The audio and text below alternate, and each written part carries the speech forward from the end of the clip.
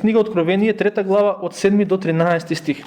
Ова е тоа кое што Христос и го вели на црквата во Филаделфија.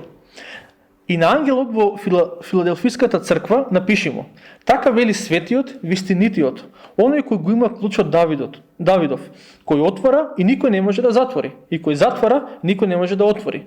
Ги знам делата твои. Ете, ти дадов отворена врата, што никој не може да ја затвори.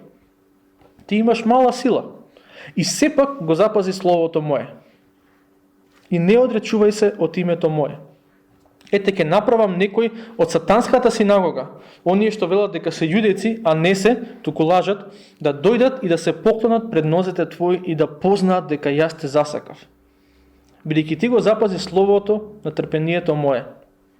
И јас ќе те запазам од часот на искушението кој ќе дојде на целиот свет, за да ги искуша оние што живеат на земјата. Ете, доаѓам скоро.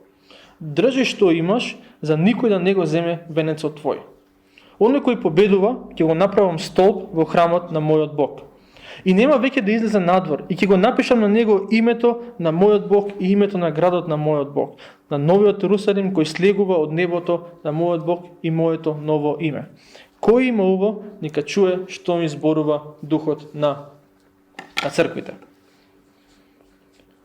Како што спомнав неколку пати, ама добро мислам дека за секоја црква чисто нека да имаме преглед дека сите овие 7 цркви кои што примат од Христос писмо во книгата Откровение, секој писмо има еден одреден терк. Теркот е Христос се представува, Христос се обраќа на црквата во однос на предизвици, проблеми, добри страни кои што ги има црквата и на крај им дава ветување.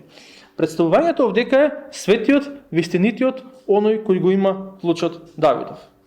Сега, порака до црквата во Ефес, порака до црквата во Смирна, порака до црквата во Пергам, порака до црквата во Тиатир и порака до црквата во Сард. Во сите овие пораки Христос кој се представува на овие цркви, зема еден дел од тоа што му се објавува на Јован во 1 глава. Сетите, прво му се објавува на Јован, му дава видение и после тоа вика: сега пишувај писма до овие цркви. Ама интересното е тоа што тоа начин на кој што Христос се објавува на црквата во Филаделфија, тие аспекти кои што он ги објавува, ги нема во 1 глава. Тоа е единствената црква која што добива писмо од Христос во Откровение, која што добива некои аспекти кои што Јован претходно ги нема видени. Не знам зошто е тоа така, ама Христос одлучил така да го направи. И сега, тоа што верувам дека е поважно е што е ова клучот Давидов. Вистинитиот сваќаме. Христос е вистинитиот и тоа е во контраст на сите лажни богови во тоа време. Тоа е во контраст на сите лажни богови кои што денеска ги обожаваат луѓето. Он е вистинитиот. Светиот, знаеме што значи. Светот значи одвоеност. Значи дека не одвоено со смисла некое сектаришање, ние не се дружиме со никој, ама не живееме според вредностите на овој свет, живееме според вредностите на Бог. Тоа за нас значи светост, а за Бог светост значи дека тој е одвоен и тој нема никаква шанса, нема можност, не може да сгреши. Тој е совршен. Тие ќе ги разбереме. Ама ова кој го има клучот Давидов. Што е значењето на кој го има клучот Давидов? Кој отвора и никој не може да затвори, и кој затвора и никој не може да отвори. Дел од символиката која што читаме во книгата Откровение, ако сакаме да разбереме, мора да се вратиме во Стариот Завет. Бидејќи во Стариот Завет има многу работи кои што во Новиот Завет, особено во Откровение, некои ќе се повторуваат и многу од нив се дообјаснуваат. Конкретно, кој го има клучот Давидов, кој отвора и никој не може да затвори, и кој затвори и никој не може да отвори, е слика од Исаја 22 глава 22 стих. Лесно се памти, 22. И таму Господ зборува за еден негов слуга, кој се вика Елијаким, и еве што вели Бог за него. И клучот на Давидовиот дом ќе го ставам на рамењата негови. Тој ќе отвори и никој нема да затвори. Тој ќе затвори и никој нема да отвори. Тоа е единственото нешто во Библијата што го знаеме за Давидовиот клуч. Поентата, сликата е дека во Стариот Завет има некој човек кој што се вика Елијаким и кој што Бог му дава власт. Клучот е власт и клучот е пристап.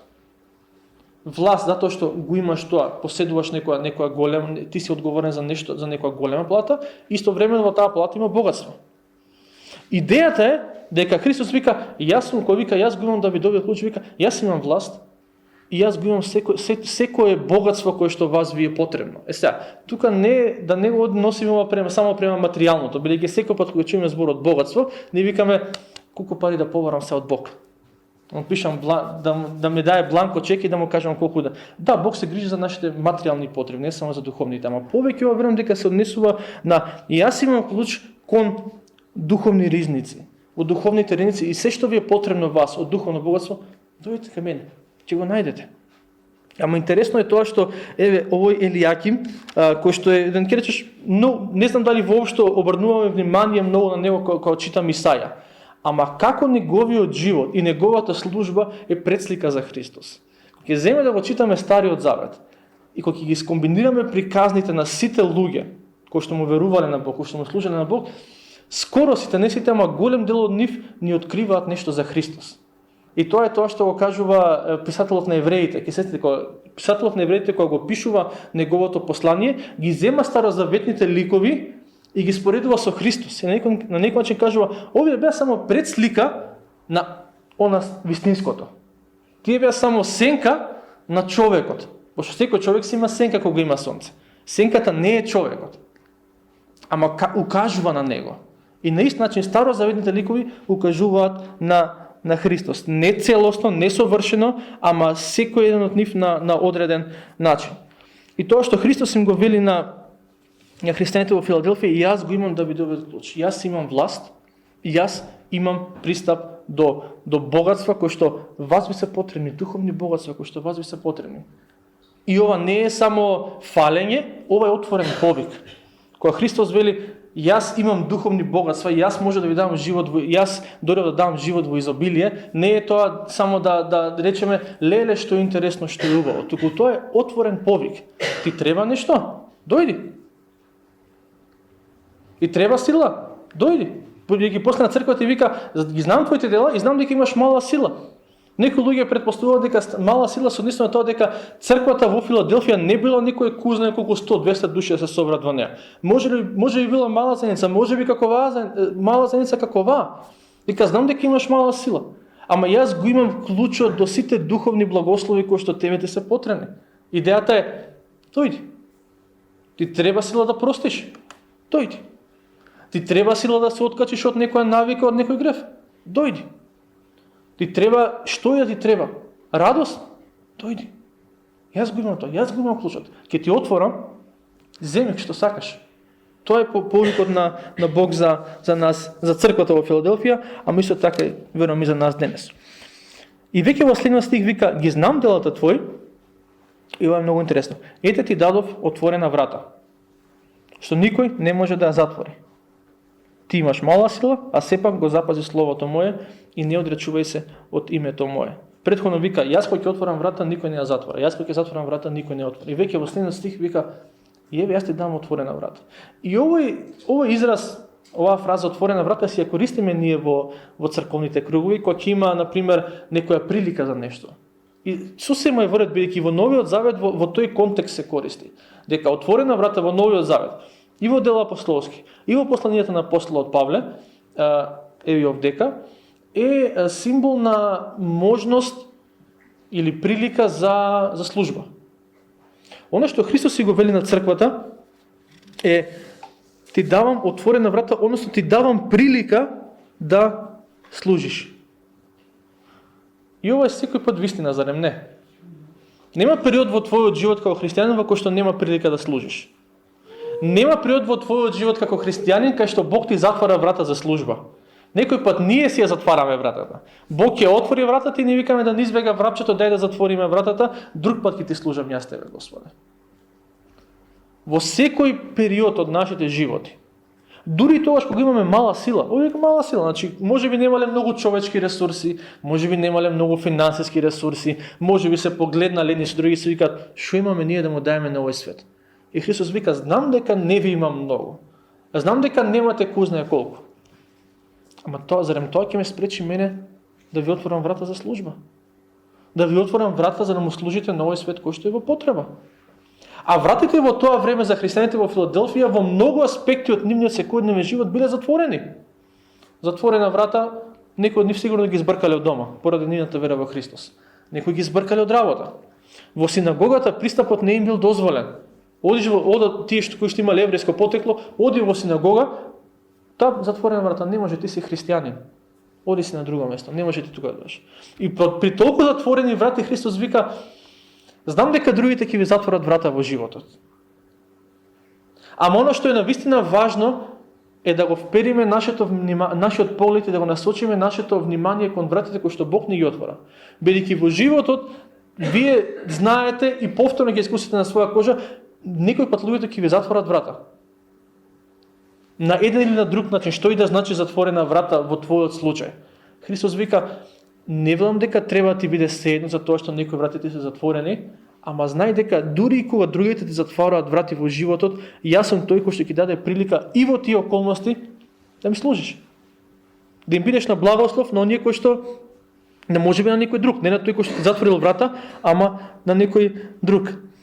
И тоа што е многу важно е дека Христос не дозволува на црквата во Филаделфија да помисли само затоа што се мали, само затоа што имаат мала сила, дека немаат голема сила и може и црквата била зеница, не им дозволува тоа да им биде изговор да речат, што ќе дадеме ние?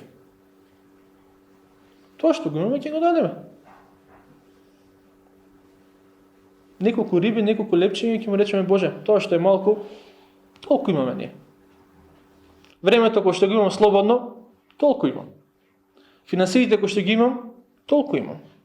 Знаењето кој што ги имам, вештините, даровите кои што ги имам, знам дека не се како на некој друг, ама тоа е тоа што сум ми го дал. Еве ти го и ти што ќе прави со него прави. Се знаеш што ќе направи Бог со него? Ќе го умножи. Нема да рече и како на малото момче нели кога го направи чудото кога ги нахрани тие неколку илјадници луѓе. Нема да рече што ќе правам со овие малце риби се, малце левови се. Нема да рече што ќе правам со тебе, малце знаеш, треба да завршиш теолошки факултет па да ми служиш. Или што ќе правам со тебе, не зборуваш толку добро како тој проповедник што секоја недела го гледаш на YouTube, така да извини, ама не знам дали ќе можам да ти искористам да ти исползвам за моја слава. Нема врска. Тоа што е малку. Еве Господи. Вика има мала сила, имате мала сила, ама сепак ви давам прилика за служба. Ви отварам врата. И се надевам дека нема малите бројки, бидејќи се реално за оваа заедница, се надевам дека нема да ни бидат изговор да речеме ајко ќе потпорасне црквата, ќе бидеме повлијателни и така натаму и ќе направиме нешто за Бог. Не, сега. Сега е времето. И Бог ни дава отворени врати. Само прашањето дали ние ги препознаваме. И прашањето дали кога ќе ги препознаеме, дали влегуваме низ нив, или кој што спомнав претходно ги затвараме, мислејќи дека ајде ќе дојде подобро време, кога јас ќе му служам на Бог. Сега имам многу проблеми во животот. Сега сум растрнат на 300 страни. Ја не викам дека човек треба да се даде од таа мера што треба да прегори. Ама сепак да бидеме отворени со срце на исчекување кој што вика Господе, денеска ми го даде ти овој ден, станав, фала ти, и која е отворената врата за мене денес? Некој пат ние очекуваме отворени врати, кој знае што да биде. Некој пат ќе е разговор со колега на работа. Некој пат ќе е разговор со пријател. Некој пат ќе е разговор со непријател. И тоа е отворена врата. Ама се надевам дека ќе бидеме отворени за тие прилики. Отворена врата за нашата заедница е тоа што, например, фалам Бог што некој од вас се вклучени во тоа, што примаме хуманитарна секој 2-3 месеци и браќата и сестрите кои што ни го праќаат тоа од Германија, тоа е отворена врата. Тоа не е само има храна, ќе дадеме храна. Тоа е отворена врата која што фала Бог што од луѓе таму праќаат, луѓе тука вложуваат време за да го возможат тоа да дојде овдека и да може да речеме еве ти Бог нека те благослови. Тоа е отворена врата. Бидејќи никој пат не знаеме што тоа ќе предизвика во животот на оној кој што го прима. Не е само делење храна, тоа е отворена врата. И треба да го гледаме како такво. И треба да се молиме за таа отворена врата, да речеме Боже, те молиме нека остане оваа врата отворена, ама и те молиме не само ние да влегуваме низ неа, туку и други нека влегуваат низ неа. Отворена врата беше тоа што го направивте од четврток. Кај што имаше 70 и неколку деца овдека кои што некој не за прв пат, ама некој за прв пат го слушна Евангелието. Тоа е отворена врата. Не е само, имавме интересна детска програма, да, беше интересна, беше забавна и сето тоа. Тоа беше отворена врата, малите деца и нивните родители, некој од нив за прв пат беа дојдени во црква, во протестантска црква. Некој од нив за прв пат може би го слушаат Евангелието. Се беше забавно, ама покрај другото беше отворена врата од Бог. И фала на Бог за тоа.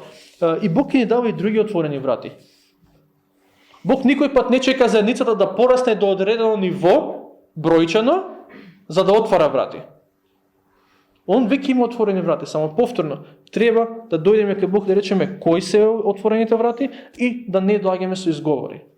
Изговорите некој пат ни се првото нешто што ни доаѓа на срцето, кога ќе слушнеме дека Бог вика направи го ова. Мојсей, иди кажи му на фараонот. Мене ме најде? Од толку израелци милиони ги има, мене ме најде сега јас да му кажам на фараонот? Кога Бог го повика Еремија,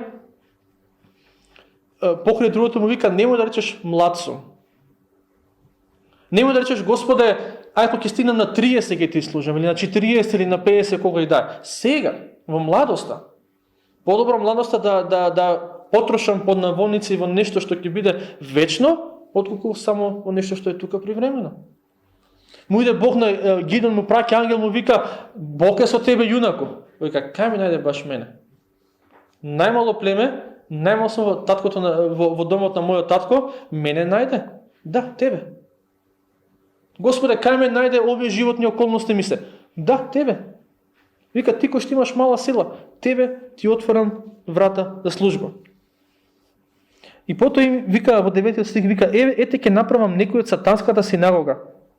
Они што велат дека се јудејци, а не се туку лажат, да дојдат да се поклонат пред нозете твои и да познаат дека ја те засака. Зашо станува збор?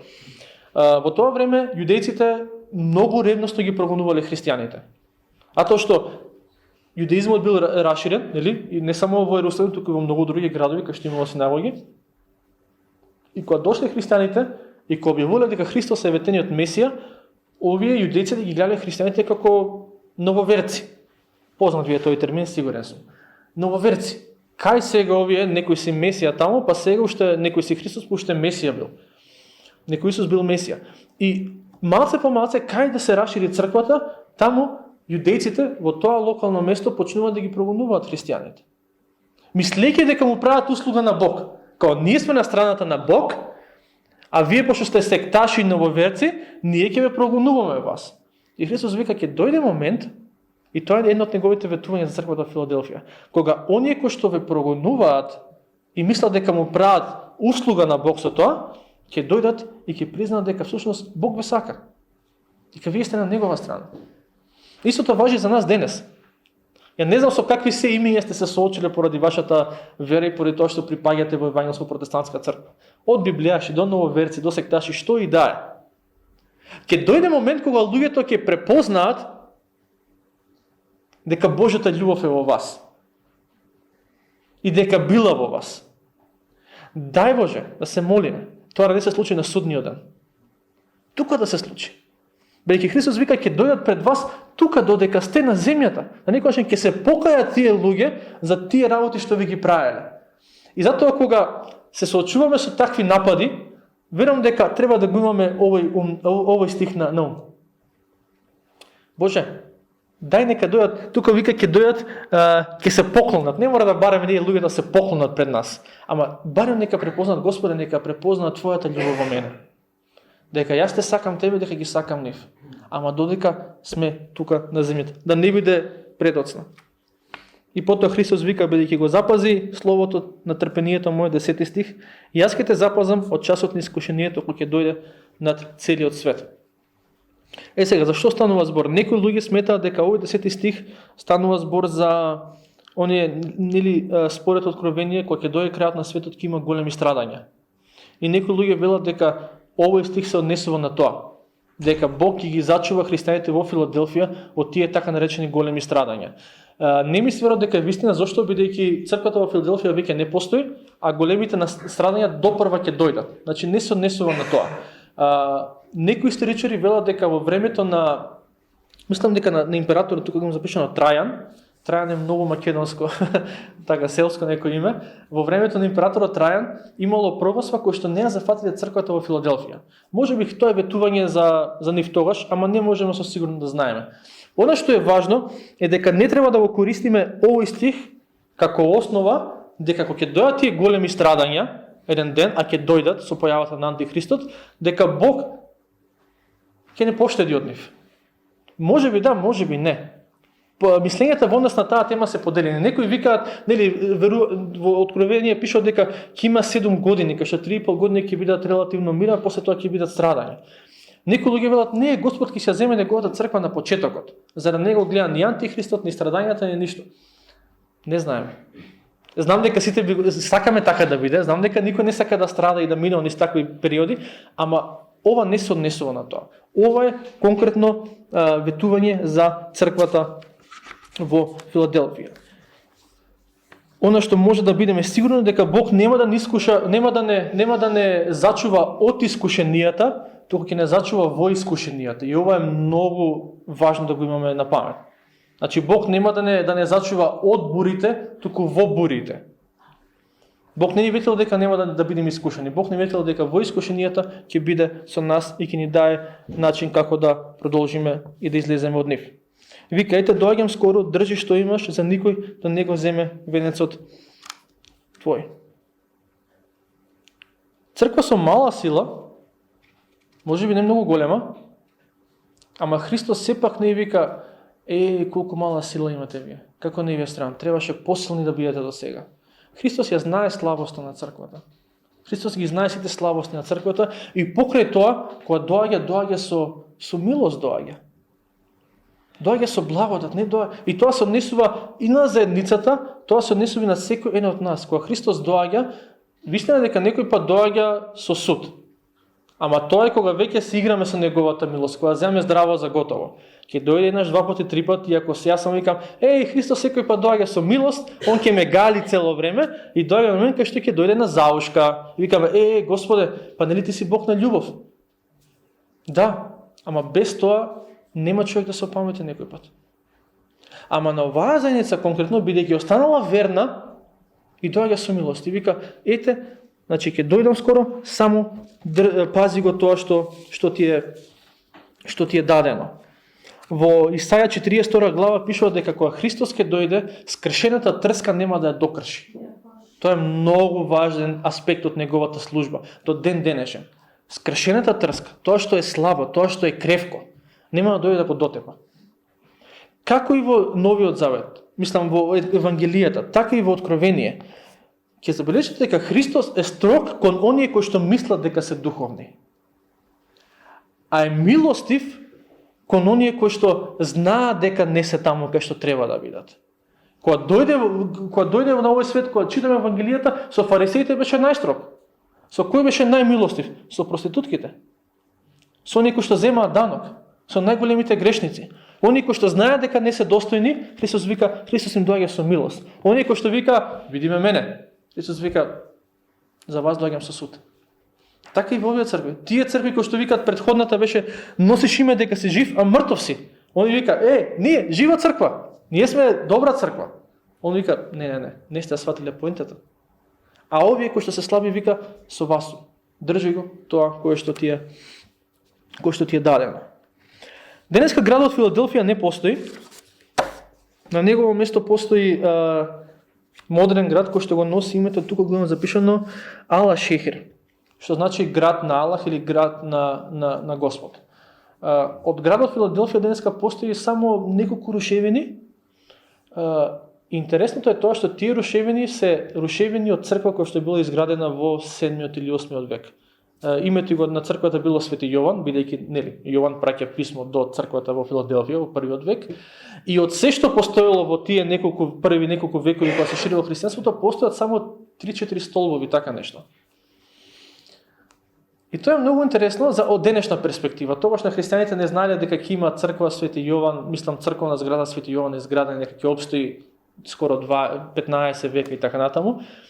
Ама кога денеска ќе отворите на интернет и ќе пишете името на градот, И ќе видите дека има само неколку столбови стојат до ден денешен. Покрај сите војни, покрај сите земјотреси, покрај се што се случило, стојат неколку столбови. И од денешна перспектива, овој стих, оној кој победува ќе го направам столб во храмот на мојот Бог, ни е малце посликовита.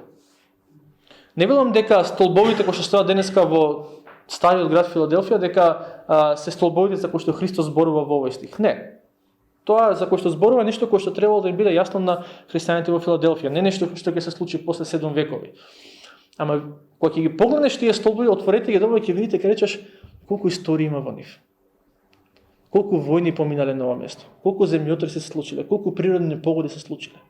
И сепак Бог дозволил тие столбови уште да се таму. И кога Бог вели оној кој што победува ќе го направам столб, за мене тоа е еден сликовит приказ на што тоа значи. Дека колку и да има искушенија, колку и да има неволја, колку и да има проблеми, колку и да има предизвици во животот, колку и да има тешкоти во животот. Кога ги погледнам столбовите кои што до ден денешен се уште стојат во тој град, си викам, тоа е издржливост. Тоа е цврстина. И ако останеме верни на Бог, Бог вика, ќе ве направам како столбови. И верувам дека на сите нас не се допаѓа идејата на цврстина, на столб, на нешто што издржува. Дека треба да бидеме луѓе, сакаме да бидеме луѓе кои што издржуваат. Тогаш кога ќе дојдат искушенија, кога ќе дојдат напади, кога ќе дојде опозиција и така натаму. Ама начинот на кој што тоа може да го постигнеме е Христос вика: држи што имаш. Држи што имаш, однесува верата. Држи се до верата. Најдобар начин да се објаснат овие зборови, предпоставам еден од најдобрите начини да се објаснат овие стихови 11 и 12 е: држи ја верата и верата ќе те држи тебе. Држи се цврсто до верата и верата ќе те држи цврсто во време на потреба. Зошто го кажа тоа Христос на христијаните во Филаделфија? Бидејќи знае дека ќе бидат во искушение да дигнат раце. Бидејќи знае дека ние ќе бидеме во искушение да дигнеме раце. Рече, мала сила имаме. Малку сме. Не знам многу. Не сум доволно обучен, не сум доволно талентиран. Млад сум, стар сум, што и да е. И ќе речеме, не можам јас. Христос вика, не дозволувај тие, дури тоа што имаш мала сила, не дозволувај тоа да ти биде изговор. Јас ти дам отворена врата и повикот е влези низ неа. И во ова писмо кој што Христос си го праќа на црквата во Филаделфија има неколку ветувања. Ти дадов отворена врата. Ќе направам некој од сатанската синагога, нели, да дојдат и да познаат дека сте засакав. Ќе те запазам во часот на искушението. Доаѓам скоро. Ќе го направам, оној кој победува ќе го направам стол во храмот на мојот Бог и така натаму.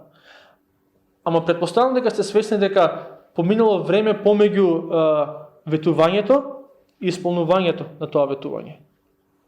Кога Христос им вели ќе дојда оние кои што те навредува, ќе дојдат и ќе признаат дека љубовта Божја е во тебе, не мислам дека тоа се случило истиот ден кога го примиле писмото. Може би поминало уште некој период.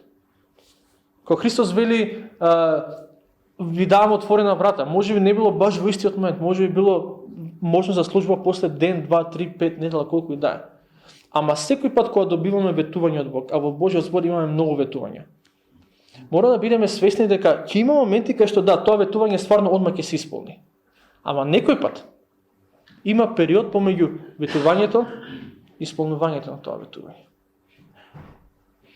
Некој пат ќе ти даде, Бог вика дека ќе ни го даде неговиот мир.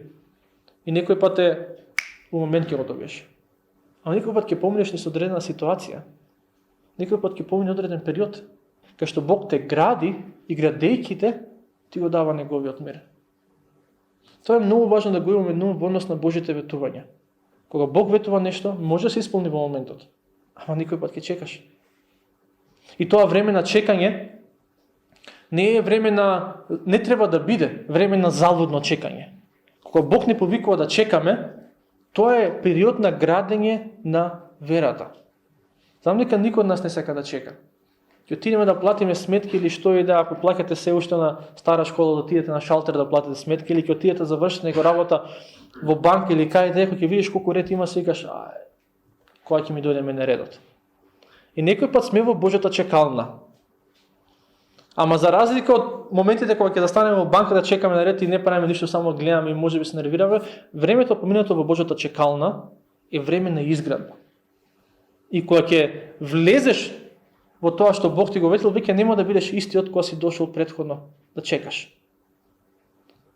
Им ветува Бог на христијаните во Филаделфија, еве што ќе направам, ама исто им бара вера. Верувајте дека ќе го направам тоа. Може би нема да го видите во моментот, ама верувајте дека тоа навистина ќе се случи. Има многу работи кои што може да ги земе како примена и треба да ги земе, би било добро, корисно да ги земе како примена од ова писмо. За мене едно е особено важно, не дека е најважно, за мене лично, тоа најмногу ми зборуваше Бог преку тоа, а тоа е оној момент со отворена врата. Ете, ти дадов отворена врата, што никој не може да ја затвори. И вика, ти имаш мала сила, со други збори, знам кој си. Нема да мислиш дека имам некој кузне какво мислење дека ти си нешто што не си. Знам дека имаш мала сила. Ама знаете дека некој пат тоа мала сила е добро, затоа што ако имам многу сила, ќе се надевам на мојата сила. Ама ако имам малку сила, ќе речам, ја не знам од кај да добијам силата, да направам нешто. Боже, ти ако дадеш ќе биде, ако не ја дадеш ти, нема да биде. Ама во однос на отворените врати, верувам дека треба да молиме и да очекуваме Светиот Дух да ни покаже, да ни даде проникливост. Прво како заедница, тоа е најважно, овие писма најмногу се несуваат на заедницата. А верувам дека се несуваат и на поединците во заедницата, да ни даде Бог проникливост да сватиме кои се вратите кои што ни ги отвора во животот.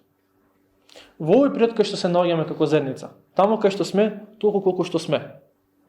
Кои се вратите кои што Бог ни ги отвора? И се разбира, да влеземе низ тие врати.